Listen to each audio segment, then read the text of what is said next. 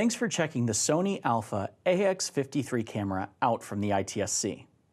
This tutorial will walk you through all of the essential steps for setting up your camera, including inserting and removing the battery and memory cards, the location and function of all essential controls, basic adjustments such as setting the lens focus, and of course, our recommended settings for recording in the proper file format. To get started, make sure the battery is connected to the back of the camera. Check to see if the memory card is in the camera by opening the LCD monitor. Then push back the SD-XC flap and insert the memory card. Next, turn on the camera by pressing the power button located on the body of the camera next to the space for the SD card. For this tutorial, we'll be focusing on shooting video. Let's start by setting the camera to shoot in movie mode by using the touchscreen on the LCD monitor. First, press the menu button on the top left corner of the LCD screen. Then, select the first option in the menu, titled Shooting Mode. Finally, select the movie option. To start shooting, press the Start/Stop button located on the back right of the camcorder. You should see a little red recording symbol flash on your screen. Press the button again to stop recording. To access the menus and control other basic adjustments, use the LCD touchscreen. The screen can be tilted up or down to help you get shots from below or above. You can also hold the camera up to your eye and look through the viewfinder for more stability and clarity in bright sunlight. There are a few settings we recommend turning on to get the best recordings possible.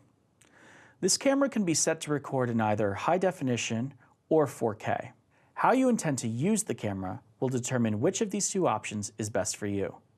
For steady shots, where you plan to use a tripod, it's best to shoot in 4K. However, for any handheld shooting, we recommend shooting in HD. To set up each of these file formats, first, go into the menu and then select the Image Quality/Size option. Once in the menu, select the fourth option titled File Format. When shooting on a tripod, select XAVC-S 4K. And when shooting handheld, select XAVC-S HD. After you've selected the file format, choose the frame rate and quality.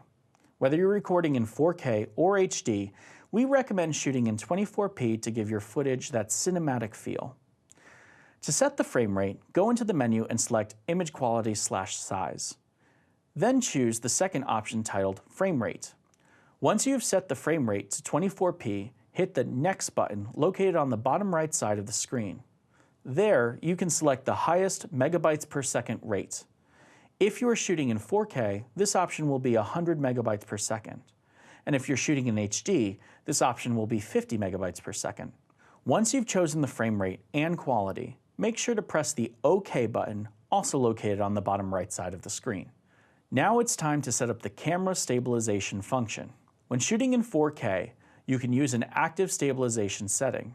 However, when shooting in HD, you have the ability to use an intelligent active stabilization setting, which is especially helpful when capturing handheld footage.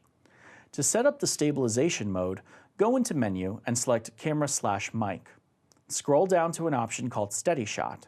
Once you select Steady Shot, select the first option titled Intelligent Active for HD filming, or select the second option, Active, for 4K filming. The ring on the front of the camera can control multiple settings. To select the setting you want to adjust, press and hold the manual button located on the front left side of the camera. You will be prompted with a menu where you can select from a number of manual functions. Generally, we recommend keeping the front ring set to focus. You can choose from these options by scrolling with the front ring on the camera. Then, press the manual button again to select your option. Finally, you can toggle between manual and auto for this function by pressing the same button. To zoom in and out, use the slider on the top of the camera. After you've finished shooting, you can review your footage by pressing the arrow button located next to the power button. This will take you to a menu organized by date. Use the touchscreen to select and play your footage. To charge the camera, plug it into the wall using the micro USB cable, which connects to the side of the camera. You can also connect this cable to your computer to transfer your photos and video. Otherwise, pop the SD card out of the side of the camera and then plug it into your computer using the included USB adapter.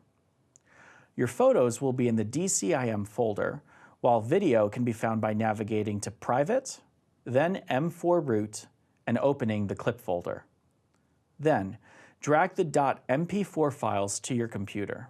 There's no need to worry about the XML files, though you can keep them if you want. Remember when editing to keep all your footage and files together in a folder with the project file so nothing gets lost later on. For more information, visit brown.edu/go/mml.